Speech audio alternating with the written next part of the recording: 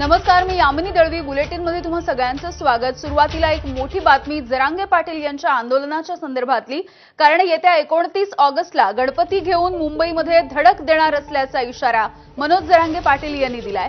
मात्र त्यापूर्वीच मुंबई उच्च न्यायालयाच्या निर्णयामुळे जरांगेंना चांगलाच धक्का बसलाय. मुंबई उच्च न्यायालयाच्या मनाईच्या नंतरही मनोज जरांगे पाटील हे मुंबईमध्ये धडक देण्यावरती ठाम आहेत. गणपतीच्या काळामध्ये मोर्चा टाळावा यासाठी सरकारकडून देखील जरांगेंसोबत चर्चा सुरू आहे.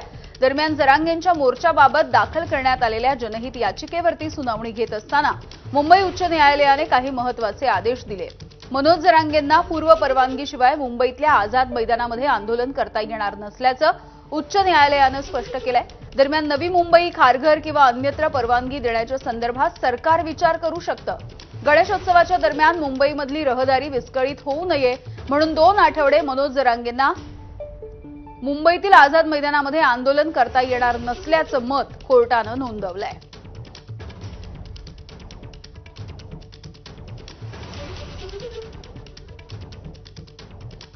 तर हायकोर्टाच्या या निर्णयाच्या नंतर मनोज जरांगे पाटील यांनी नेमकं काय म्हटलंय बघूयात.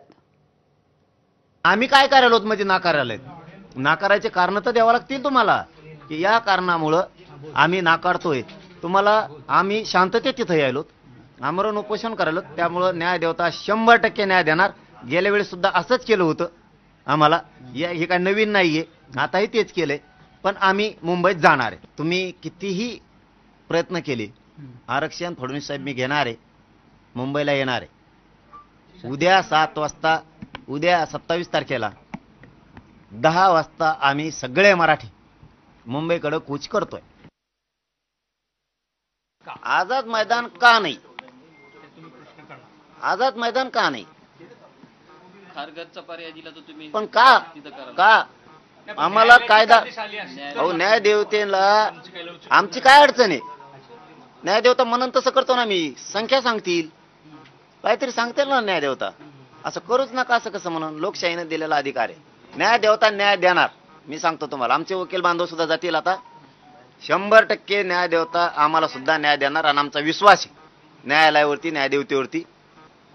100% आम्हाला परवानगी देणार. लोकशाही मार्गानं कायद्याला, संविधानाचे सगळे नियम पाळून त्या ठिकाणी आमरण उपोषण करतोय. आम्हाला कसं काय नाकारलं जाईल? म्हणजे या राज्यात 2 कायदे आहेत का? सरकारकडं, न्यायदेवतेला नाही म्हणत मी, सरकारकडे 2 कायदे आहेत का? तुम्ही म्हणताल तसंच एक, आणि न्यायदेवता म्हणून तसं एक. सरकारने किती आडकाठी केली, त्यांच्या जीवावर आले देवेंद्र फडणवीसांचे. आरक्षण द्यायचं कारण आमच्या खऱ्या मागण्यात, रास्त मागण्यात कायदेशीर आहेत, त्यांच्या जीवावर आलंय म्हणून ते असं करतात. आम्ही हटणार नाहीये. न्यायदेवता न्याय द्या.